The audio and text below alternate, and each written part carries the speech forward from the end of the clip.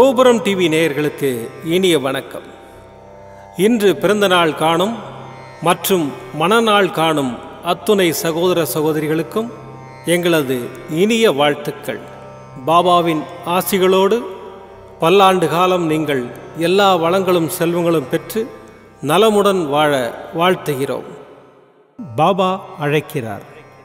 அவரின் பொன்மொழிகளை கேட்பதற்காக, நம் பிரச்சனைகளை தீர்த்து வைக்கும் அற்புதமான கூட்டு பிரார்த்தனை செய்வதற்காக, மேலும் மனம் ஒருநிலைப்படவும் மனம் அமைதி பெறவும் அற்புதமான தியானம் செய்யவும் பாபா அழைக்கிறார். பாபா நம் கரங்களை பிடித்து அழைத்துச் சென்று அற்புதம் நிகழ்த்தவிருக்கிறார். வாருங்கள், பாபாவின் பொன்மொழிகளை தரிசனம் செய்வோம். அன்பு குழந்தையே, பாபா பக்தர்களின் ஒவ்வொரு செயலும், வாழ்க்கையின் ஒவ்வொரு நிகழ்ச்சியும் பாபாவாலேயே உருவாக்கப்பட்டும் கவனிக்கப்பட்டும் வருகின்றது. பாபா தன்னிடம் பூரண சரணாகதி அடைந்த பக்தர்களிடம் உம்முடைய எல்லா பொறுப்புகளும் என்னுடையவை என்கிறார். உம்முடைய எல்லா காரியங்களையும் நானே முன்னின்று நடத்துகின்றேன் என்று கூறியுள்ளார். இருப்பினும் பிரார்த்தனை என்ற பெயரில் எதையோ அவரிடம் கேட்கின்றோம். பிரார்த்தனை நல்லதுதான், அது பக்தியை அதிகரிக்கச் செய்யும். ஆனால் நடந்த சம்பவங்களை எடுத்துக்கொண்டால் தன் பக்தனுக்கு எது நன்மையோ அதை மட்டுமே பாபா அளித்துள்ளார். எனவே பிரார்த்தனைகளை விடுத்து பாபாவிடம் பூரண சரணாகதி அடையுங்கள். மற்றவற்றை பாபா பார்த்து கொள்வார். நமக்கு எது தேவை, எது நல்லது, எது கெட்டது என்பது பாபாவுக்கு தெரியாதா என்ன? ஆகவே நமக்கு எதை அளிக்க வேண்டும், எதை அளிக்கக்கூடாது என்பதை பாபாவே தீர்மானித்து கொள்ளட்டும். நம் சாயப்பா பாபா இருக்கிறார், கவலை வேண்டாம். ஓம் சாய்ராம். பாபாவின் அற்புதமான பொன்மொழிகளை தரிசனம் செய்தோம். அடுத்த நிகழ்வு கூட்டு பிரார்த்தனை. நம் மனநலன் சார்ந்த பிரச்சனைகளுக்காகவும், உடல் நலன் சார்ந்த பிரச்சனைகளுக்காகவும் மற்றும் நம் அனைத்து விதமான பிரச்சனைகளுக்காகவும் சாய்நாதரிடம் கூட்டு பிரார்த்தனை செய்வோம். வாருங்கள், இந்த அற்புதமான கூட்டு பிரார்த்தனையை செய்வோம். பிரார்த்தனாஷ்டகம். 8 பிரார்த்தனைகள். சாந்தமான மனம் கொண்ட சாயிநாதரே, அறிவின் சிகரமே, அன்புள்ளம் கொண்டவரே, கருணை கடலே, உண்மையின் இருப்பிடமே, மாயை என்னும் இருளை அகற்றுபவரே, ஜாதி மத வேதங்களுக்கு அப்பாற்பட்டவரே, எங்களின் புரிந்து கொள்ளும் திறமைக்கு அப்பாற்பட்டவரே, அன்பின் இருப்பிடமே, ஷீரடி வாழ் இறைவனே, என்னை காப்பாற்றும், என்னை காப்பாற்றும். ஞான சூரியனே, ஞானத்தை வழங்குபவரே, பக்தர்களின் மனங்களில் உலவிடும் பரமஹம்சரே, அனைத்து நன்மைகளுக்கும் காரணமானவரே, தங்களை சரணடைந்தவரை காப்பவரே, படைக்கும் தொழில் புரியும் பிரம்மாவும் காக்கும் கடவுளான விஷ்ணுவும் நீங்களே. 3 உலகங்களையும் யுகங்கள் முடிவில் தன்னுள் ஐக்கியமாக்கிக் கொள்ளும் ருத்திரனும் தாங்களே. நீங்கள் இல்லாத இடம் இந்த பூமியில் ஏது? எல்லாம் அறிந்த இறைவன் நீங்கள்.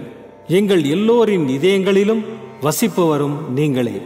எனது எல்லா குற்றங்களையும் மன்னிக்க வேண்டும் என்று வேண்டி கேட்டுக்கொள்ளுகின்றேன். அலை அலையாய் தொடர்ந்து வரும் சந்தேகங்களையும் மனமயக்கங்களையும் போக்குவீராக. நீங்கள் கோமாதா, நான் பிறந்த இளங்கன்று. நீங்கள் சந்திரன், நான் சந்திரகாந்த கல். தங்கள் பாதங்கள் கங்கை நதி. பணிவுடன் இந்த தாசன் உங்கள் பாதங்களில் தலை வணங்குகிறேன்.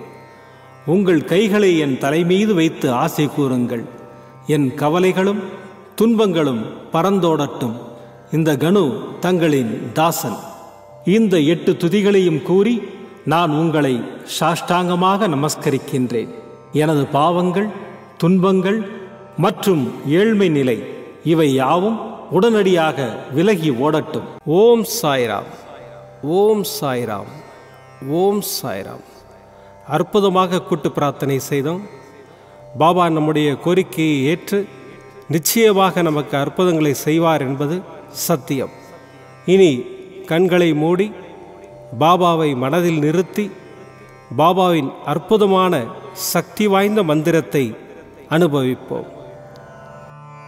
ॐ शिरडीवासाय विद्महे सच्चिदानन्दाय धीमहि तन्नो साई प्रचोदयात्।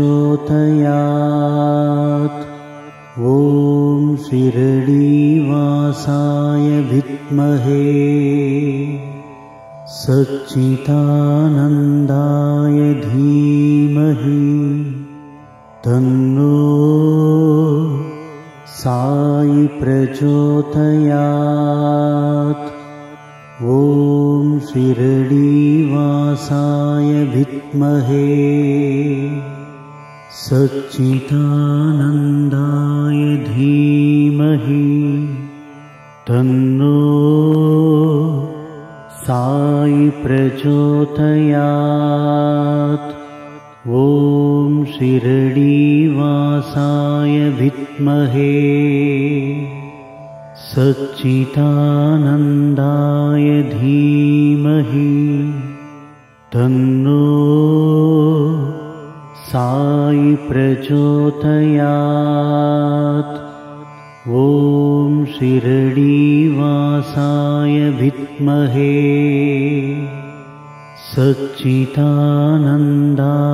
धीमहि तन्नो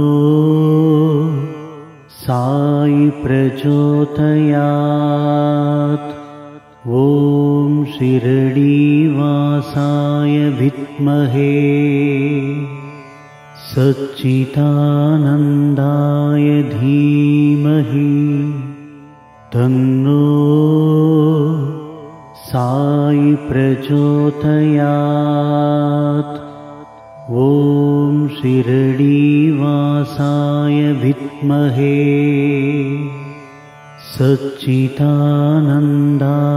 धीमहि तन्नो साई प्रचोदयात्। ॐ शिरडीवासाय विद्महे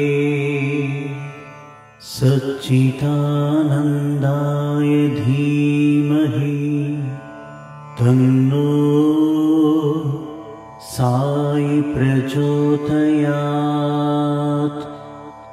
ॐ शिरडीवासाय विद्महे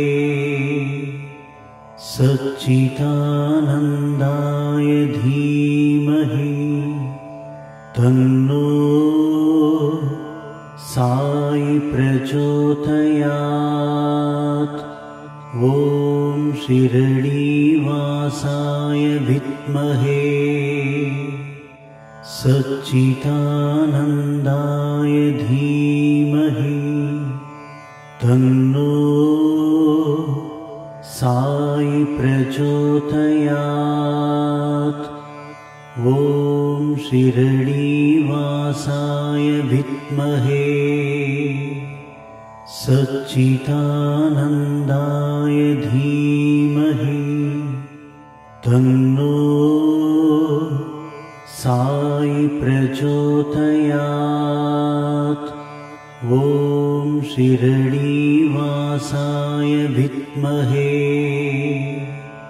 सच्चिदानन्दाय धीमहि तन्नो साई प्रचोदयात्। ॐ शिरडीवासाय विद्महे सच्चिदानन्दाय धीमहि तन्नो साई प्रचोदयात्। ॐ शिरडीवासाय विद्महे सच्चिदानन्दाय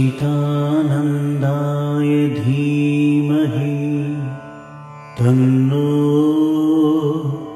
साई प्रचोदयात्। ॐ शिरडीवासाय विद्महे सच्चिदानन्दाय धीमहि तन्नो प्रचोदयात्। ॐ शिरडीवासाय विद्महे सच्चिदानन्दाय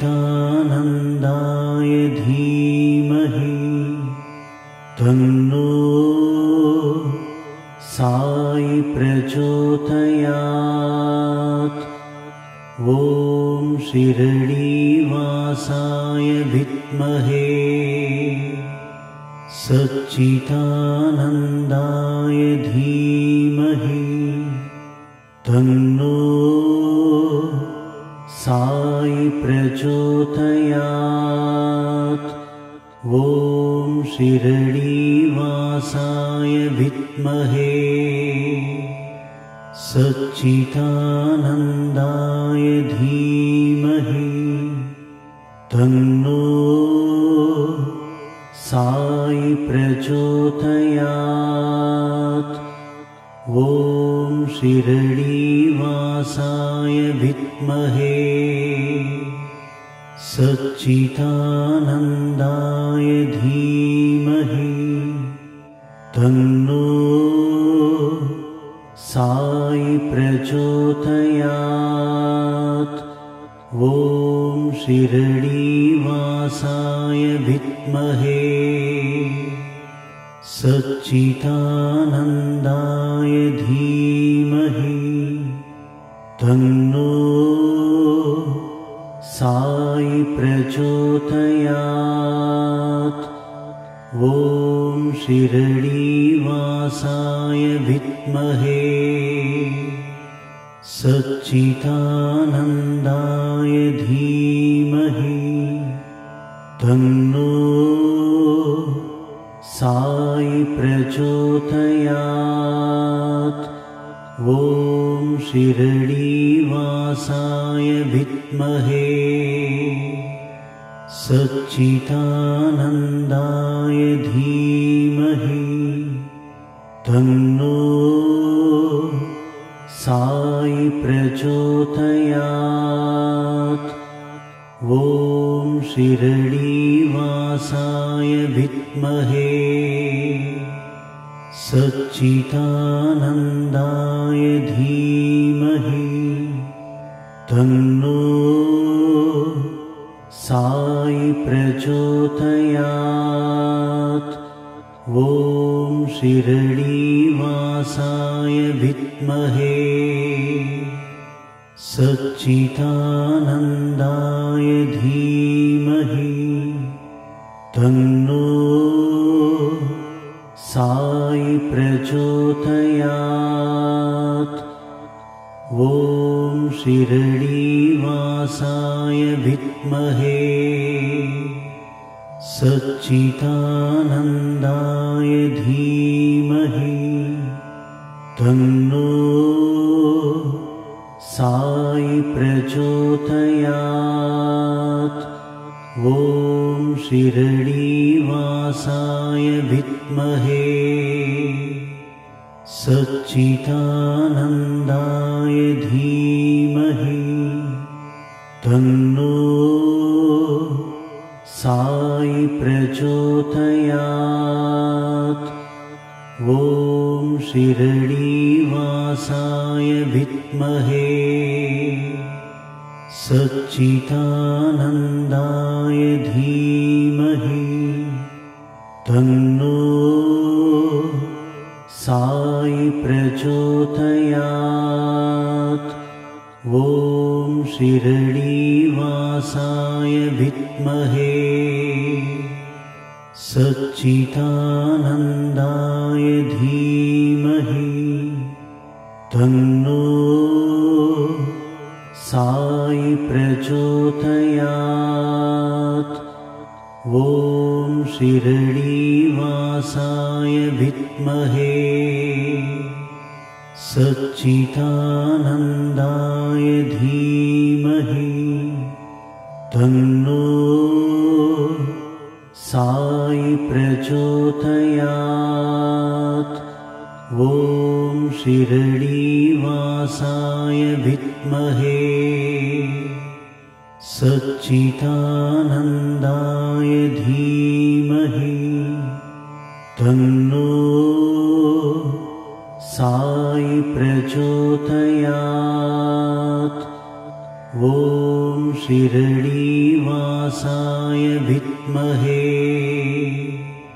सच्चिदानन्दाय धीमहि तन्नो साई प्रचोदयात्। ॐ शिरडीवासाय विद्महे सच्चिदानन्दाय धीमहि तन्नो साई प्रचोदयात्। மீண்டும் நாளை காலை இந்த அற்புதமான பாபா அழைக்கிறார் நிகழ்ச்சியில் சந்திப்போம். நன்றி, வணக்கம். விதம் விதமான பக்தி நிகழ்ச்சிகளை உங்களுக்காக தந்து கொண்டிருக்கிறது உங்கள் கோபுரம் டிவி. உங்களுக்கு பிடித்த நிகழ்ச்சிகளை லைக் செய்யுங்கள், உங்களுக்கு பிடித்த மாணவர்களுக்கு ஷேர் செய்யுங்கள். மேலும் சப்ஸ்கிரைப் செய்வதோடு மட்டுமல்லாது அருகில் இருக்கும் பெல் பட்டனை கிளிக் செய்து கோபுரம் டிவி நிகழ்ச்சிகளை உடனுக்குடன் தெரிந்து கொள்ளுங்கள். மற்றும் ஒரு மகிழ்ச்சியான செய்தி, கோபுரம் டிவி ஆப்பை கூகுள் பிளே ஸ்டோரில் ஃப்ரீ டவுன்லோட் செய்து கோபுரம் டிவி நிகழ்ச்சிகளை தொடர்ந்து கண்டுகளியுங்கள், பாருங்கள், ரசியுங்கள், பரவசமடையுங்கள். gopuramtv.com பக்தி பக்திமயம்.